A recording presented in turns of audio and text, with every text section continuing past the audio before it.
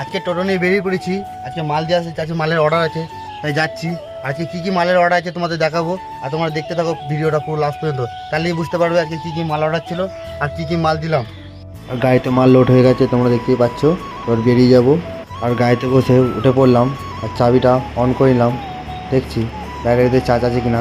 ব্যাটারিতে দেখছি ভালোই ফুল চার্জ আছে, তাই বেশি দেরি না করে বেরিয়ে পড়লাম। কারণ 10 কিলোমিটার রাস্তা আপ ডাউন করতে হবে আমাকে এই টোটোই করেই।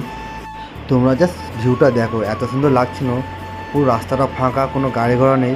আর রাস্তাতেই যাওয়ার সময় যা রোদ লাগছিলো বাবরে বাপ, তাই জগে জল ছিল, তাই জলটা খেয়ে নিলাম। আর আমার ভাইকে দেখতেই পাচ্ছ বসে আছে চুপচাপ করে আর বিস্কুট খাচ্ছে। ফাইনালি চলে এসেছি আমরা হোটেলে। আর এই হোটেলটার নাম হচ্ছে মির্চি হোটেল। আর এই মির্চি হোটেলেই আজকে সবজি অর্ডার আছে।